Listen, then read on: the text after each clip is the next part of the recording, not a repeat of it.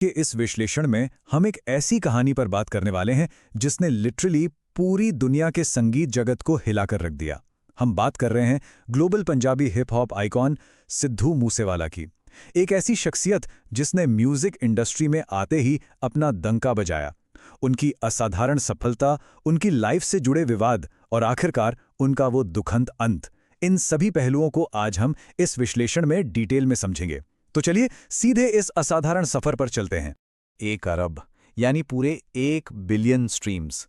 सोचिए ये आंकड़ा अपने आप में कितना मैसिव है। उनकी 2021 में आई एल्बम मूसा टेप ने ना एक नया इतिहास रच दिया था। ये स्पॉटिफाई पर 1 बिलियन स्ट्रीम्स क्रॉस करने वाली पहली भारतीय एल्बम बन गई थी। अब देखिए ये सिर्फ एक नंबर नहीं है, ये इस बात का सबूत है कि उनका म्यूजिक दुनिया भर में किस लेवल पर लोगों से कनेक्ट कर रहा था। पर एक बड़ा सवाल ये है कि इस महानायक की कहानी आखिर शुरू कहाँ से हुई? आइए देखते हैं मूसा का लड़का और उनका एक आम जीवन से इंजीनियरिंग तक का सफर। पंजाब के एक छोटे से गांव मूसा में जन्मे Shubhdeep Singh Sidhu legendary rapper Tupac से बेहद इंस्पायर थे, लेकिन म्यूजिक में आने से पहले उन्होंने इलेक्ट्रिकल इंजीनियरिंग में अपनी डिग्री कंप्लीट की। मतलब एक आम किसान परिवार से आने वाले इस लड़के के सपने शुरू से ही बहुत बड़े थे। उनके इस आधिकारिक हस्ताक्षर को देखकर पता चलता है कि वो कितने सुलझे हुए थे। खैर, इंजीनियरिंग पूरी करने के बाद शुभदीप आगे की पढ़ाई के लिए एक इंटरनेशनल स्टूडेंट बनकर कनाडा के ब्रैम्पटन चले गए और वहीं उन्होंने अपनी पहचान अपने गांव के नाम पर रखी। वहीं जन्म हुआ स्टेज नेम सिद्धू मूसावाला का, जिसका बड़ा सिंपल सा मतलब था मूसा गांव का सिद्धू। ये सिर्फ एक नाम नहीं था, ये अपनी मिट्टी, अपने घर के लिए उनकी एक श्रद्धांजलि थी जिसने उन्हें हमेशा जमीन से जुड़े रखा।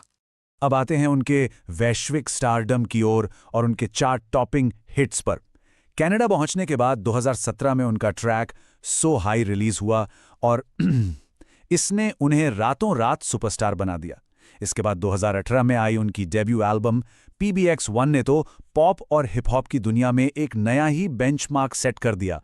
उनकी सक्सेस का स्केल कितना बड़ा था, इसका अंदाजा आप इस बात से लगा सकते हैं कि उनका म्यूजिक दुनिया भर के चार्ट्स पर डोमिनेट कर रहा था। उनके गाने लगातार बिलबोर्ड कैनेडियन हॉट 100 और न्यूजीलैंड टॉप 40 सिंगल्स में अपनी जगह बनाए रहे थे।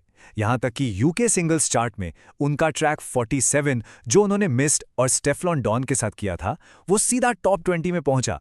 इसके अलावा बिलबोर्ड इंडिया सॉन्ग्स चार्ट पर सबसे ज्यादा नंबर 1 सिंगल्स देने का रिकॉर्ड भी उन्हीं के पास था।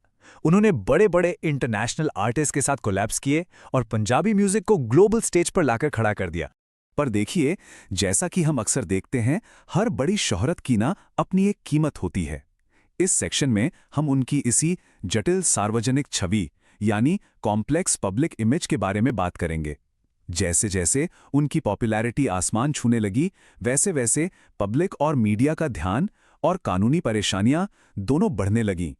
भारत में उनका नाम अब कई विवादों से जुड़ना शुरू हो गया था। अगर हम ध्यान से देखें तो उनकी पब्लिक इमेज दो बिल्कुल अलग हिस्सों में बंटी हुई दिखती है। एक तरफ तो उनका जबरदस्त कल्चरल इम्पैक्ट था, लोग उनकी असलियत, उनके अपनी जड़ों से जुड़ाव के दीवाने थे, उनका एक बहुत ही बड़ा और लॉयल फैन बेस था। पर दूसरी तरफ उन्हें कड़ी आलोचना और लीगल एक्शन का भी सामना करना पड़ रहा था। उन पर गन कल्चर प्रमोट करने का आरोप लगा और 2020 में तो आर्म्स एक्ट के तहत मामले भी दर्ज हुए। एक वीडियो काफी वायरल हुआ था जहां वो पुलिस वालों के साथ AK-47 चलाते हुए दिखाई दिए थे। यहां तक कि एक गाने में माए बागों के नाम के इस्तेमाल पर धार्मिक विवाद भी खड़ा हो गया था। तो ये उनकी लाइफ का एक काफी कॉम्प्लेक्स चैप्टर था। इसके बाद आता है उनका एक नया और बिल्कुल अलग कदम, राजनीति में आना और मानसा से चुनाव लड़ना। म्यूजिक में टॉप पर रहने के बाद दिसंबर 2021 में सिद्धू मूसेवाला ने पॉलिटिक्स में एंट्री ली। वो इंडियन नेशनल कांग्रेस पार्टी में शामिल हुए और 2022 के पंजाब विधानसभा चुनाव में अपनी होम कॉन्स्टिट्यूएंसी मानसा से चुनाव लड़ने का बड़ा फैसला लिया। लेकिन चुनाव के नतीजे उनके पक्ष में बिल्कुल नहीं रहे। इन आंकड़ों के मुताबिक आम आदमी पार्टी के कैंडिडेट विजय सिंगला को 57.57% वोट्स मिले, जबकि सिद्धू मूसेवाला को सिर्फ 21.12% वोट्स हासिल हुए। म्यूजिक के इस सुपरस्टार को पॉलिटिक्स में भारी हार का सामना करना पड़ा। खैर, एक कलाकार हमेशा अपने आर्ट के जरिए ही एक्सप्रेस करता है, राइट? तो चुनाव हारने के बाद उन्होंने स्केपगोट नाम से एक ट्रैक रिलीज किया, जिसमें उन्होंने इस नतीजे पर अपने जज्बात बयान किए। पर उस वक्त शायद ही किसी को अंदाजा था कि उनकी कहानी में आगे क्या भयानक मोड़ आने वाला है। और फिर आया वो दिन, 29 मई 2022, उनकी दुखंत हत्या का दिन। ये वो मनहूस तारीख थी जिसने सच में पूरी दुनिया के म्यूजिक फैंस को झकझोर कर रख दिया। सिर्फ 28 साल के एक युवा आर्टिस्ट की दिन दहाड़े एक प्री प्लान्ड हमले में जान ले ली गई। आइए उस दिन आखिर हुआ क्या था, उस घटनाक्रम को जरा समझते हैं। ये दर्दनाक सिलसिला 28 मई को शुरू हुआ जब पंजाब सरकार द्वारा उनकी पुलिस सिक्योरिटी 4 से घटाकर सिर्फ 2 कमांडो तक कर दी गई थी। ठीक अगले दिन 29 मई की शाम करीब 5:10 पर वो अपनी बुलेट प्रूफ गाड़ी और बचे हुए सिक्योरिटी गार्ड्स के बिना ही अपने दोस्तों के साथ अपनी थार एसयूवी में निकल गए। फिर ठीक 5:30 पर जोहार के गांव में 2 और गाड़ियों ने उनका रास्ता रोका और उन पर एक जानलेवा हमला कर दिया। कुछ ही देर बाद उन्हें मानसा के सिविल हॉस्पिटल ले जाया गया, जहां उन्हें मृत घोषित कर दिया गया। ये सब इतनी तेजी से हुआ कि किसी को संभलने का मौका ही नहीं मिला। इसके बाद जब पुलिस जांच हुई तो और भी डरावने फैक्ट सामने आए। इन्वेस्टिगेशन के मुताबिक इस इंसिडेंट में लगभग 30 राउंड गोलियां चलाई गई थी। ऑटोप्सी रिपोर्ट में यह कंफर्म हुआ कि इस युवा कलाकार की बॉडी पर 19 गोलियों के निशान थे। बाद में कनाडा में बैठे गैंगस्टर गोल्डी ब्रार और लॉरेंस बिश्नोई गैंग ने इस हत्या की जिम्मेदारी ली। पुलिस ने जांच के बाद इस घटना को बेसिकली 2 गैंग्स के बीच की आपसी दुश्मनी का नतीजा बताया। इस एक घटना ने वाकई पूरे देश और दुनिया को हैरात में डाल दिया। आइए अब बात करते हैं एक अमर वैश्विक विरासत की और मृत्यु के बाद उनके पड़ने वाले प्रभाव की। उनके निधन की खबर से न सिर्फ पंजाब में बल्कि पूरी दुनिया में शोक की लहर दौड़ गई थी। लेकिन दोस्तों, जो बात सबसे ज्यादा चौंकाने वाली थी वो ये कि उनकी आवाज उनके जाने के बाद भी खामोश नहीं हुई। उनके म्यूजिक ने पोस्ट्यूमसली यानी डेथ के बाद भी नई बुलंदियों को छूना जारी रखा।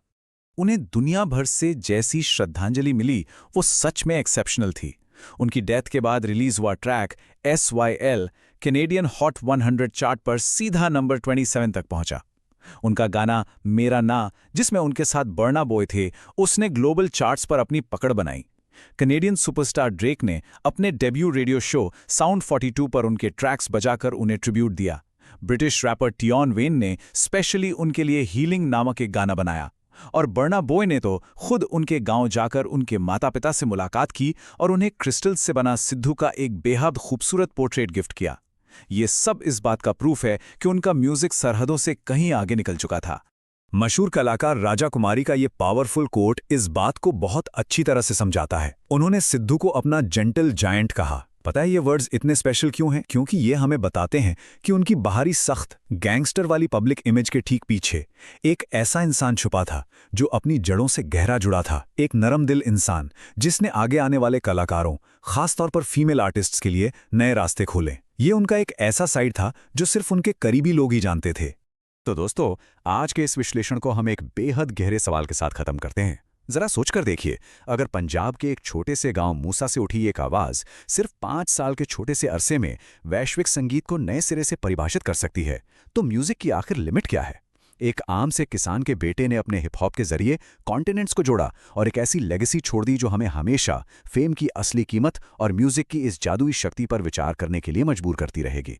आज के इस एक्सप्लेनर में मेरे साथ जुड़ने के लिए आप सभी का बहुत बहुत शुक्रिया। संगीत हमेशा जिंदा रहेगा।